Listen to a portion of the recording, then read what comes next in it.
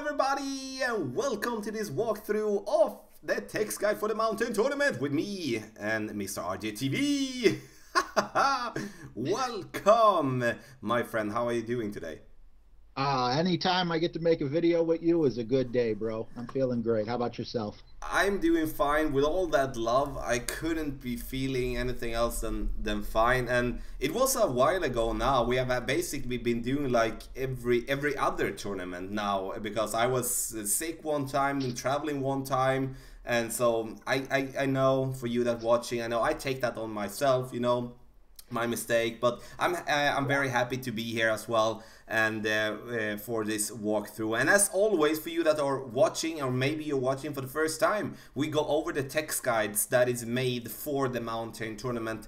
We go over for rookie, that is RJ's specialty. I take pro, expert and master. Then we of course try to cover what type of clubs, what type of ball, elevation adjustment, everything. So this might be a little bit longer video, but I promise you fully packed with good advice, and going to yeah, definitely help you out when the tournament comes. So we're going to go right at it here. I'm going to start off with hole number 1, and I'm going to leave or like throw the ball over to you, RJ, as normal. So how do we play hole number 1?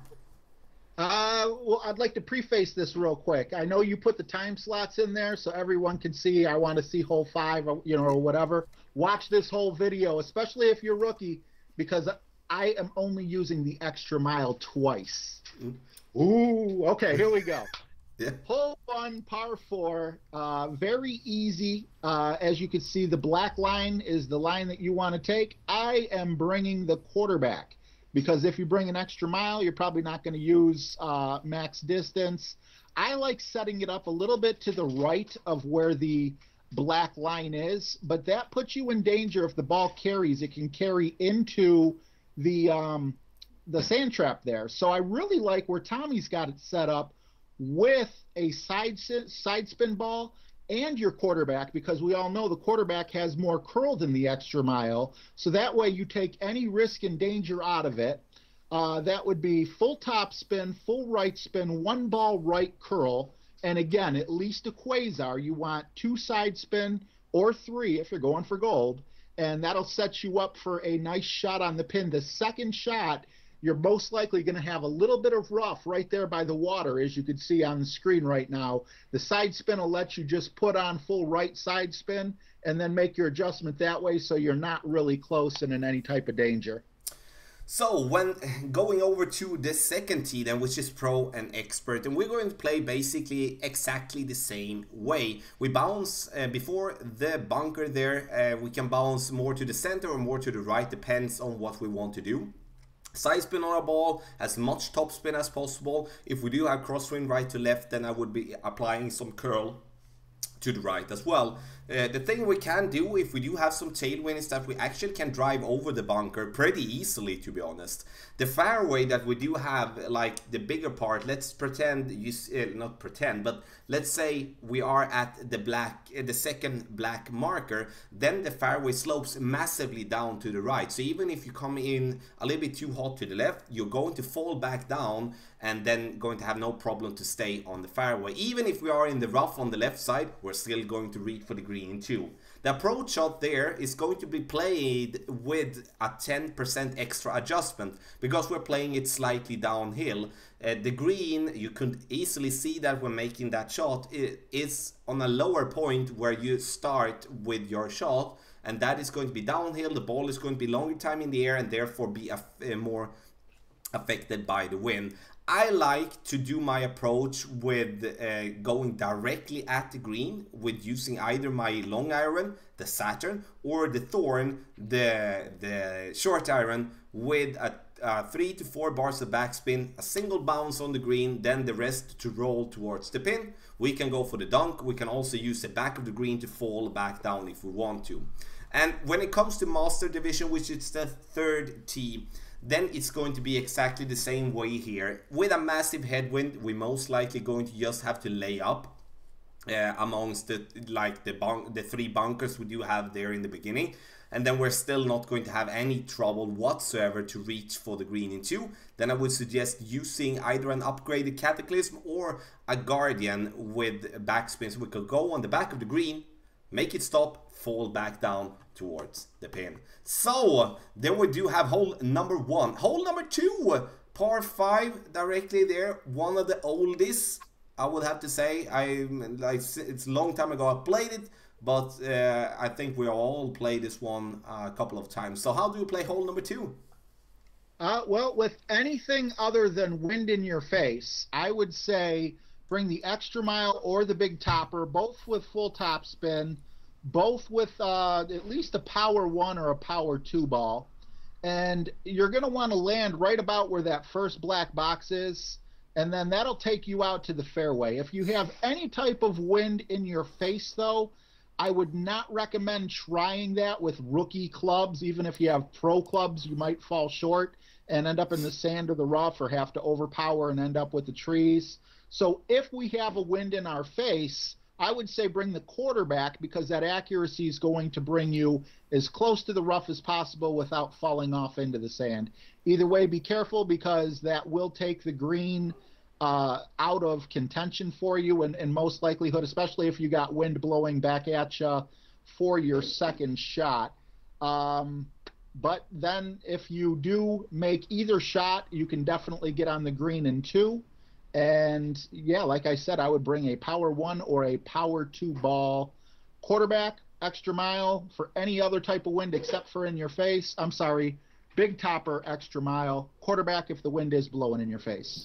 Yes, and I'm going to build on that myself as well for Pro and Expert, and also for Master. If we do have for Pro and Expert some type of tailwind, that could be crosswind and tailwind together, and we're going to try to bounce over the bunker with some crosswind and headwind, and also complete headwind, we're going to have to lay up.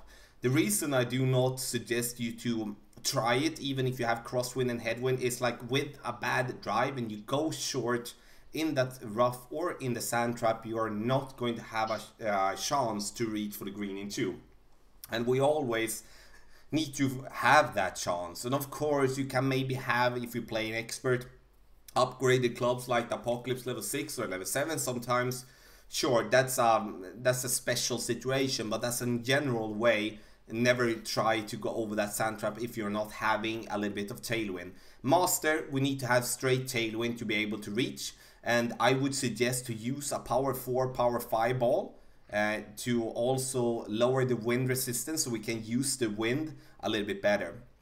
When it comes to the second shot, if we reach over the sand trap, we're going to go with a short iron or a long iron. If we can't, we're going to play with a sniper or the Cataclysm. With like straight headwind, we're going to need more distance. Then it's going to be a Cataclysm, or I will say the big dog, because we do get more yards. With crosswind and with maybe some minor headwind, then I would be playing with the sniper to give myself a better ball guideline. The second shot, as you can see here with the elevation, elevation first shot, I'm not adding anything. Elevation second shot from first fairway, it's going to be 10%. For the first shot, because we're playing that one more downhill than we do when we come to a lower point. And the elevation second shot from the second fairway is going to be 5% extra. I know it's not 100% accurate with the elevation, but it's very close. And there is a lot of players that is asking for a number for the elevation. That's why we are adding them, or I'm adding them also. So we're going to go over to hole number 3. I'm very interested to hear here, because this is the first time before with these first 3 holes where it actually changes big time from rookie to pro, expert and master. All right, well, for hole number 3, I got the backbone and also a kingmaker. Yes, a kingmaker. If you guys aren't watching Tommy's Golden Shot Medium, you need to be, because then you'd have plenty of kingmakers for this shot. A kingmaker can be the difference between a birdie or a par. I would go with about 2 or 3 backspin, line the ball guide up just short of the hole, and then take your shot using the black line. Make sure you're not too close to the rough, both on the top of your at the top of your target or on the right of your target. Use a little bit of right spin if you need to, if you want to move it over, and really just go for the birdie here. Sure, you do have the opportunity of getting a hole in one, but don't get too technical as to where a great shot will land you in the rough or make your birdie approach any harder. For Pro and Expert tee, which is the second tee, we're going to play with a wood club. I prefer the Sniper because it gives me a better ball guideline and accuracy, but the Guardian is also possible to play with. It's down to personal preference, really. We do go with 4 bars of backspin if we do have tailwind, 3 bars of backspin if we do have crosswind, and then we do have 2 bars of backspin if we do have headwind. And that is while going with the black line. The only reason I do have the white line there is for master. If we do have some real crazy crosswind right to left, or we do have some massive headwind, then it's going to be better for us to play with the Rocket level 10 max backspin, which is 98 in stat, to go directly on the green, use the max backspin to go at the pin. If we do have tailwind, we can actually play that shot with the Guardian, with a Kingmaker, and get the same type of wrestle. It's a way to secure the birdie, because this is going to be a very tough hole to make a hole-in-one on, especially from the third tee. I do add 10% in adjustment, because we're going to play this one slightly downhill.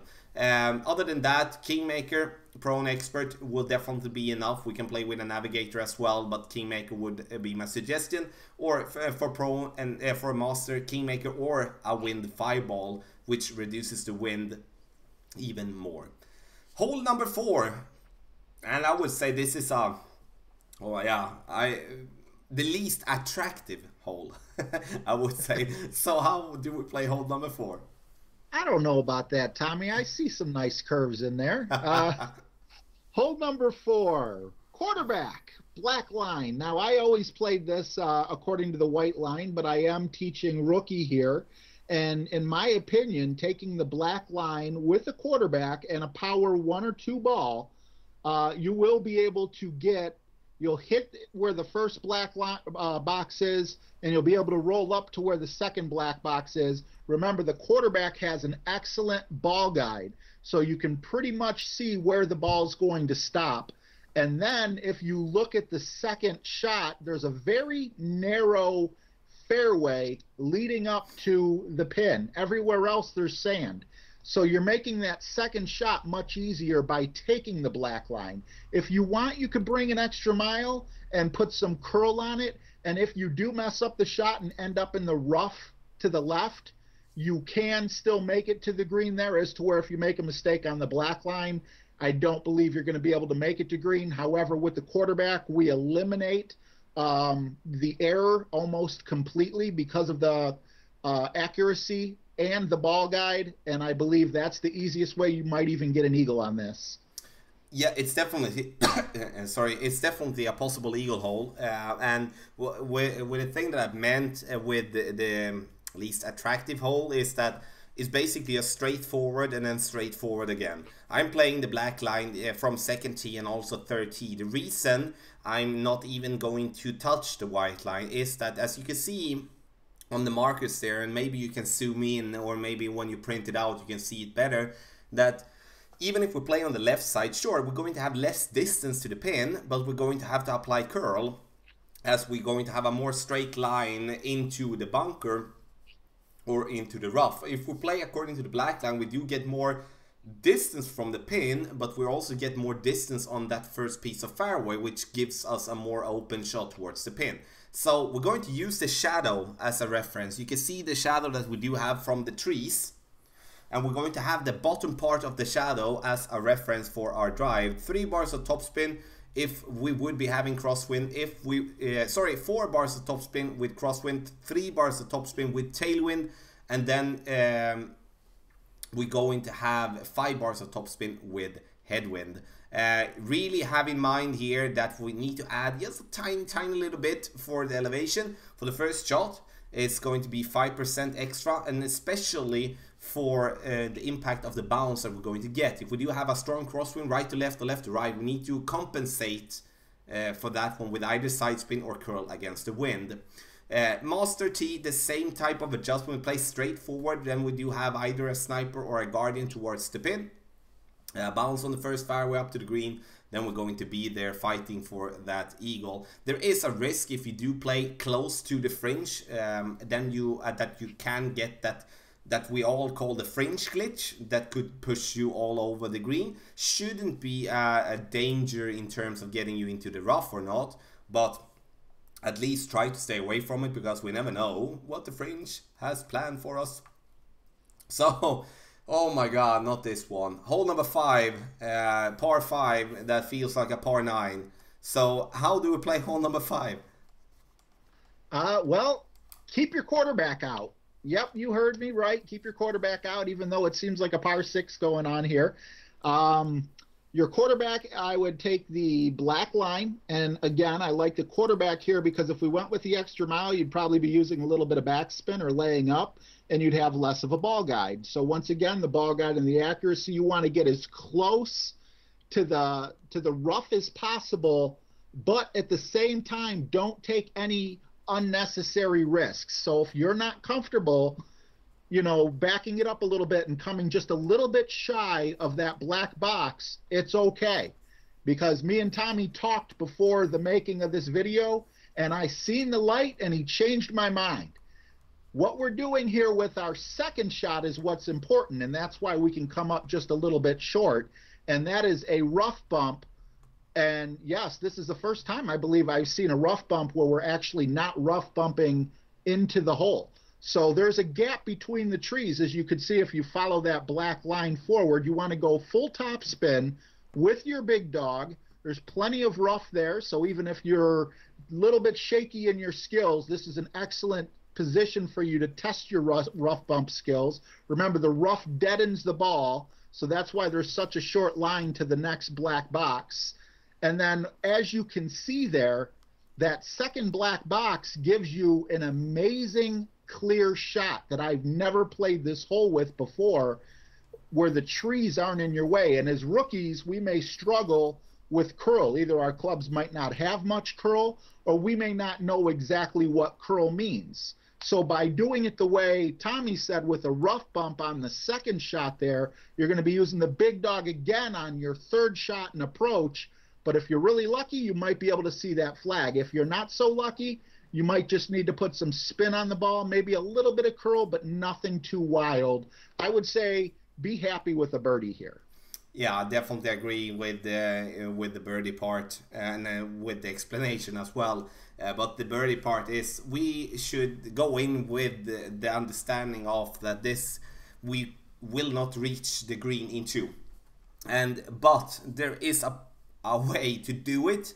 But from second tee and also from third tee, but it requires for us to have a massive tailwind. I would say for players that play pro, I would say it's almost out of the question, because the wind isn't going to be that strong. For expert, it's going to be there with straight tailwind and master as well. And first, RJ did cover the black line, and that is going to be the same type of play for pro, expert and master, with whatever wind except for a massive tailwind in expert and master. So we line up close to the rough, do the rough bump, and then go to the pin there. I'm not going to go into detail there more because it was covered very clearly. But if we do have a massive tailwind, and I would stretch myself to use maybe this ghost ball or whatever it's called, I don't remember, or a snow globe ball or a turbo ball, that could be a possibility from pro. But I'm going to, that's how far I'm going to stretch it. But otherwise, with tailwind, use either a big topper, or you're using a Thor's hammer level 6 or 7, or an Apocalypse level 6 or 7 from the second tee. We bounce where the first black mark is with curl and as much side spin we can combined with the top spin, trying to get it through the rough over to the first yellow marker. And not yellow, the thing that you eat, like the color yellow. So for the second shot, then we're going to have the big dog, or we're going to have the cataclysm, as we do need distance. Then we need to, then we need to slice it, and we need to slice it to the pin. And that is going to be something that we might have to like use like a little bit of trial and error. We might need to watch a video for that as well. I'm going to go for it if the wind is there, and then of course we can help each other out, but we do need to go with a slice to be able to get it close to the pin, because the trees are in play the whole right side, and the worst case scenario would be that we do get amongst those trees, then we are screwed basically. So and that from Master T, I would go with exactly the same type of play. The only difference I would be is to take away that big topper. That won't be having enough distance. So you need to have a driver with a good amount of topspin. Apocalypse 5 maybe could be a possibility, but I would take it as Apocalypse 6 or 7 for that shot. Now I'm talking about such a minor type of situations, because if it would be, I wouldn't be surprised to see us having headwind, crosswind, or something like that. Then it's going to be a very boring hole. I myself hope we're going to have tailwind and we can go for it. I would stay away completely from the white line, to be honest, and that is almost a line that I should take away, because the black line could sort itself out. The only reason we could play according to the white line is that we are feeling very uncomfortable going with the rough bump, or we maybe are not having a very upgraded wood club, so we do need to have more fairway to work with maybe topspin or something like that. That's the only reason. Elevation, first shot 10% goes for all the divisions, so add 10% to your drive, then you're going to be more spot on with your numbers.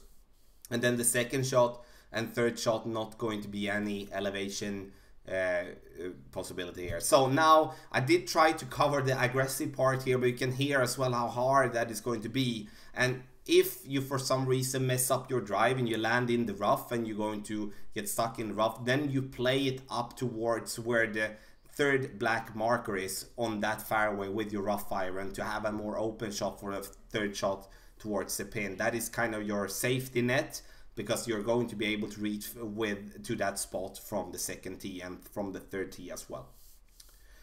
Hole number 6, this has been one of the easiest par 3s. I don't know if you know, RJ, that this has actually some changes on this green that we didn't talk about before the video, but it's not going to endangering any of the regular adjustments. So I will leave it over to you. How do we play from the front tee?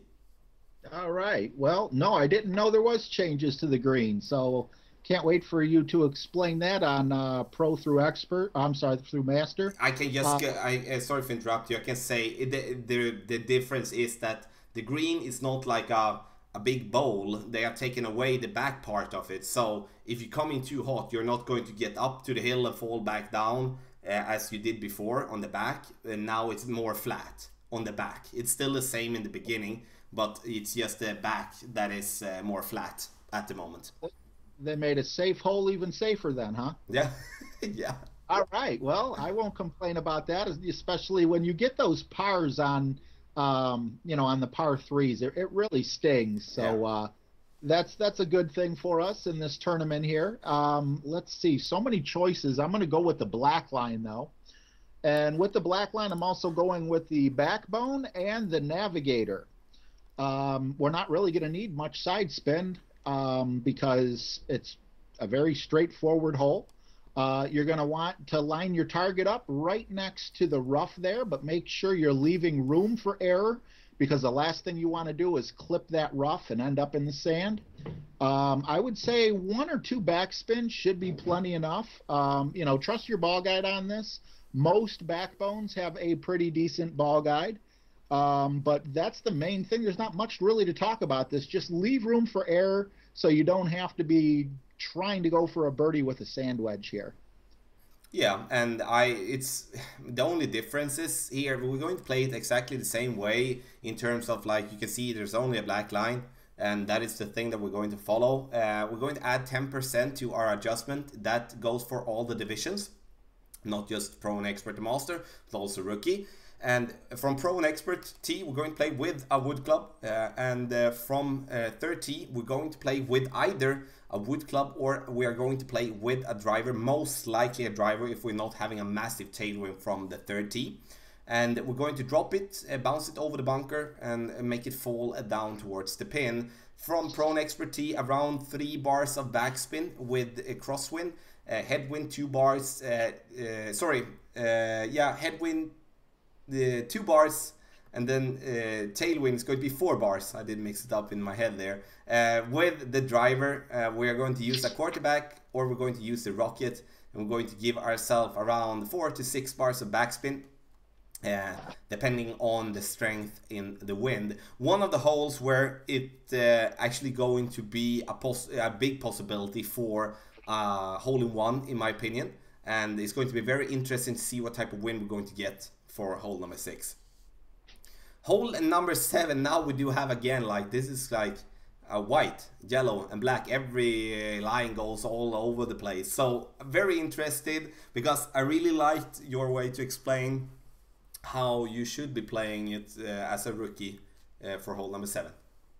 All right, well, guess what we're using off the tee? A sniper or a viper? Yep, you heard me right. I like this white line right here. I would go with side spin ball, and I would go with full left spin, but be careful on the curl. You know, I wouldn't even bother putting too much curl on it whatsoever, because a lot of times people will end up going in the rough, playing it just a little bit too safe there. But yeah, with the sniper or the viper, that second shot is a lot longer than all the other shots. However, because it bulges out, the fairway bulges out a little bit there, which you'll be taking advantage of with your left curl, you will have almost a perfectly straight shot to the pin. And where you use the left curl, if the rough is in your way, you can now use the right curl and keep your adjustment away from the rough there. And definitely an eagle is a possibility here.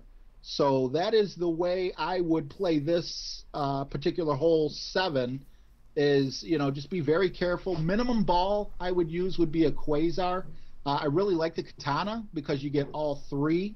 So for hole 7, yeah, that's the way I would play this as a rookie.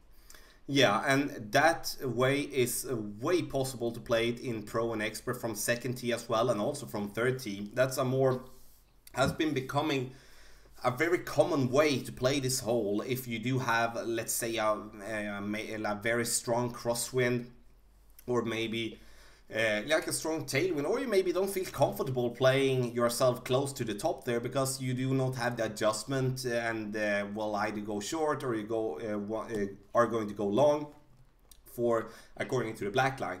I do mixer myself a little bit here. If I do have a strong crosswind right to left, then I'm playing according to the white line. The reason I'm doing that is because I do feel that for going over the water completely according to the yellow line, that is not going to be easy, and I'm most likely going to put myself in the drink. According to the black line with that type of wind, that is going to be a second shot that is going to be very tough, that I'm most likely going to have to adjust down into the water for my second shot with my thorn. So when I do have wind left to right, then I'm trying to play according to the black line, and that is also with headwind, because then I know that for my second shot, the max backspin approach with my thorn is going to be a possible eagle for me, and in a situation that I like, because I can adjust at the same spot, will not drop down in the water with my adjustment, etc. If I would be having tailwind, then I would actually try to go over the water. I know that is going to be dangerous, but it's going to be a very very possible way to get that ball very close to the green and make an eagle from very short distance. If you do want to go according to the black line, use 1 to 2 bars of topspin. And then I would suggest that you use a driver with a good amount of ball guide. And I would say the quarterback isn't a bad club here. if it's not a massive headwind. With crosswind, I think the quarterback would even be the better club if you do not want to, like if you're not going to try to go over according to the yellow line. Now, I'm rambling a lot, but there is different, many ways to play this hole, and that's what I'm trying to point out to you, because it's very important again that you do decide yourself when you go in. You see the win, okay, how I'm going to play it. So I have like, okay, left to right win, I played this way, right to left win, I played that way, and then tailwind played that way. Then I'm not going to struggle with my own thoughts and my own focus when I do go in and play my shot. 10% extra for the first shot. Second shot doesn't need any elevation adjustment, but 10% extra for the first shot. And I would strongly advise you to play with, according to black line, a power 3 ball, a kingmaker especially, but also a titan would be good. A power 4 ball for if you're playing in master division could be a play as well. If you go and line up short, according to the white line, as RJ said, katana is preferred. They are also possible to be bought in the tournament package as well as normal. So that was hole number 7, and we're going to go to hole number. Yep. I back up. You really piqued my interest there by talking about if there was a strong backwind. Yep. Is it possible for a rookie, knowing the max wins that can be had in rookie, is it possible for a rookie to jump over the water on the drive? Not with. Did you? I guess you meant tailwind now, right? Yeah.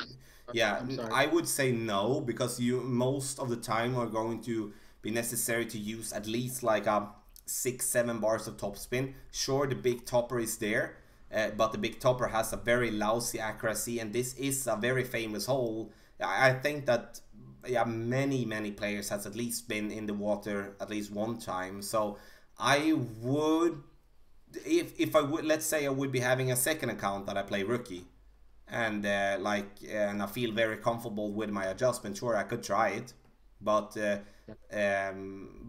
without the big topper, I would never try it, for an example. So, okay, so 99% no. Oh, that's good enough for me. Yeah, that's good. Okay, hole number 8, par 3, and a very interesting hole. Yeah, on this particular hole, I like the white line personally. I would go with just enough backspin. I don't know exactly what that is. I'm sorry. Also, it's a backbone hole. Once again, if you're seeing a theme with the backbone and the quarterback here, go with just enough backspin to comfortably get you to jump over from fairway to fairway. You definitely don't want to land on the fairway. I'm sorry, on the rough there, and you also don't want to clip the rough when you're bouncing out, because you're going to make your second shot a lot harder than it has to be. So given that, that's the way I would take it. I don't know the exact numbers because I'm used to playing it in expert myself, but like I said, just make sure you have enough room to land so you don't land in the rough, and then also make sure that your bounce doesn't land in the rough. Now, there's a second way to play this as well. If you have a little bit more skill, we see the black line there for a rough bump. Rough bumps are always extremely fun, but personally, for rookies, I think that's a very thin line. Be very careful not to, if you're gonna be putting topspin on for a rough bump, so you don't want to miss the rough, but you also don't want to land in the sand. But for those rookies that are skilled enough, a rough bump is definitely in play here. So those are the two ways you could play it. You could play with white and black. I agree with both. Yeah, and I can just to add for the part with rookie is that if you want to learn how to play according to the rough bump, check out the whole guide that is here on I would say my channel, because this video is going to be on RJ's channel as well, but on my channel in the playlist for like the whole guide for hole number 8, and you will be able to see me play the rough bump, and I also explain my adjustment, and you can see the setup, etc. So for pro and expert tee, we are most likely not going to go for the rough bump. I would love to go for it, but in my opinion, it would be a line that should be played if we do have crosswind. So we are not risking too much. If we let's say we hit the ball great on either left or right side, that we're still going to be aligned with the rough. If we do have tailwind or crosswind, it's very easy with our adjustment there that if we hit it great, we're going to lose distance, and then we might going to be in the sand, or we're going to bounce on the fairway after the rough, etc. So the rough bump will not be the most common way to play this hole. The most common way to play this hole is according to the white line, when you play from the second tee, but also from the third tee. We do bounce with a general backspin with our wood club, which is going to be the sniper, with 2.5 to 3 bars of backspin. When we do have headwind, we do play with 2 bars of backspin. When we do have tailwind, we do play with 3.5 bars of backspin. The reason we do change in that way is to compensate for either the extended ball guideline we're going to get with tailwind, or the compressed ball guideline we're going to get in headwind. Master tee, if we do have some tailwind on this one, let's say we would be having a strong tailwind, then we would be playing with the wood club. With crosswind, and let's say we would be playing with a ball with more wind resistance, which is very common, but also a kingmaker, then we will be playing with either, it's going to be 2 ways. With a kingmaker, we're going to play with a wood club still, with crosswind, and if we do have a wind 5 ball, we're going to play with a driver in minimum distance. The biggest difference here with this hole is, let's say we have headwind in master, then we're going to have to play it on the left side of the rough, and that is a line that I actually haven't drawn now. That's a mistake by myself, but we're going to play it on the left side using a club with a good amount of backspin, like the quarterback would be perfect. We do adjust our numbers, and then using the max backspin combined with max side spin to the right to get the ball close to the pin. I would say that with headwind, this is not going to be a hole-in-one hole in master. Then we should be more focused on just getting that one to the green and take our birdie. We do add 10% extra in adjustment for elevation for those of you that play from front tee, which is rookie division. For those of you that play second and third tee, pro and expert and master, we do add 20% in extra adjustment for the elevation. So last but not least, hole number 9. And we need to finish up with an eagle, otherwise we're going to have a problem. So how do we play hole number 9? Hole number 9 can definitely be a headache if you're not playing it properly. For me personally, I like to have an easier second shot, so I take my risk on the first shot, which is the black line, jumping over the water with the extra mile. And I would also bring a power ball. Probably don't need anything more than a Titan or a Kingmaker. Tommy will correct me if I'm wrong on that. For your drive, it's not that you need the power, because we're actually going to go with only 2 or 3 topspin to prevent us from going all the way into the rough or the sand beyond that second black box.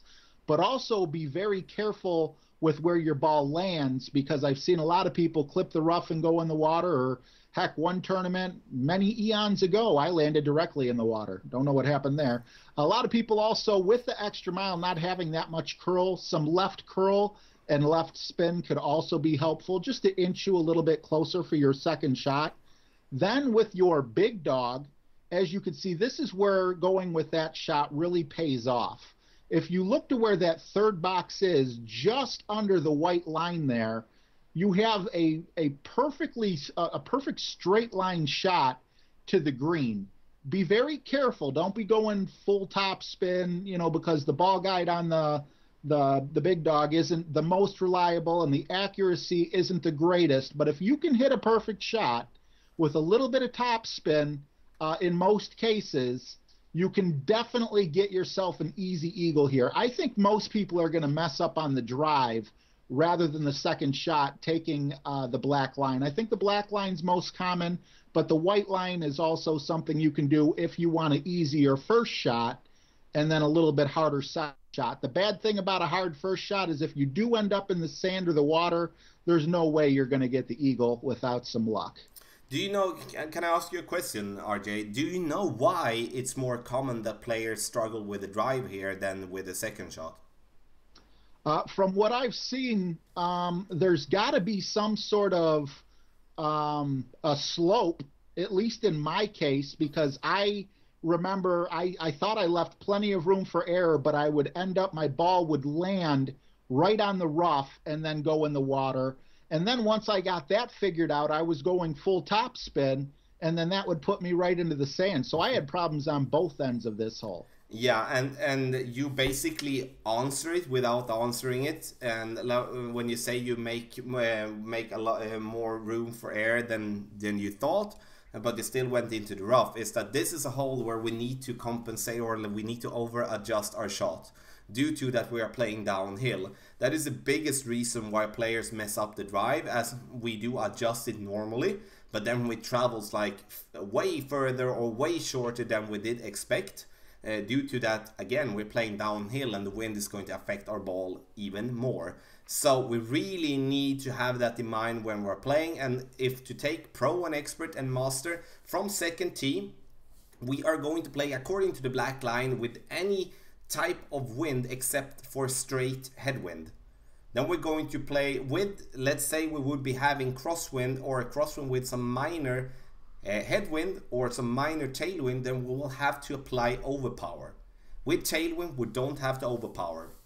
But that is also why this hole is very tough, as you most likely going to be needed to have some overpower, and that is always going to be a risk factor, as it's way harder to hit the ball perfect with overpower than a regular shot. So 2 bars of topspin, max side spin, and then also curl to the left. That has already been covered. Second shot, big dog, cataclysm, give ourselves some distance. 1 to 2 bars of topspin to bounce it over the rough. There, 2 bars of topspin if you do have some headwind, 1 bar if you do have tailwind. You can also, if you do make a really good drive and you do get enough distance, then you might still could be going without topspin, especially with tailwind. If we do have wind in our face, then that's the biggest concern in my opinion. Like, if we do have wind in our face, then we need to play according to the white line, because the water, we're going to hit the water if we're going to aim for bouncing over. 100% going to be in the water. So then we try to go as far as possible to the white line, to the top of the fairway according to the white line, being as close to the left side of it as possible. That is going to be tough. Sometimes we're going to mess up. We're going to land in the rough and get stuck there. Then we can't reach for the green in 2. And we can reach for the green in 2 for our second shot if we are landing it close enough there to the top. Because then we're going to bounce according to what will be the third white marker with a wood club that gives us an enormous amount of topspin. And here I would suggest you to either, if you do have an upgraded cataclysm, or you're going to play with the horizon. And horizon isn't a club that is common to be suggested, but the horizon here is going to give you a massive topspin. And when you bounce on that fairway there, you're going to, in some cases, going to get such a roll that you're actually going to roll yourself very close to the green or onto the green. Sometimes you're going to get a bad bounce, and then you're going to roll yourself to either to the just next piece of fairway, going to get stuck there, or you're going to just roll and be stuck in the rough. But then it doesn't really matter if you get stuck in the rough. We are going to try that shot nonetheless. So a very tough hole here, and also for the second shot we need to subtract, we need to take away 5% to our adjustment, because we're playing that second shot slightly uphill. Yeah, that was it. 9 holes of the Mountain Tournament, and again, it's a little bit, it's a long video, but I promise you that this is definitely going to help your game. And if you do have any question, please feel free to make a question in the comment section on down below on the video, and any one of us will be there to help you out with the answer. There will be streams from both of us during the tournament, and yeah, definitely some more help with that type of thing. I will have playthroughs out now Monday, Tuesday, Wednesday for the different divisions to help out with the regular tournament win. Check out the Textguides directly and through the link in the video description down below. RJ, how is the schedule? I know you're streaming late Monday as usual, right? Or Yes, late, I late, have but a yeah. doctor's appointment, so probably around 8:30, 9 o'clock for me. And then beyond that, I like to try to hop on around 6 p.m. Eastern time for the rest of the tournament, but God knows I'm never on time. Not, yeah, I am. I will have to say I'm actually good. I'm better to be on time with that than I am with anything else in my life, really. So it's. Oh, but again, thank you from both of us. And again, if you do have any questions, please let us know. So I will leave it up to you. Let's end it in the normal way here on the channel. So I will. Oh, yeah. Okay. How do we say it here? Oh. Happy stroking, everyone. Happy stroking.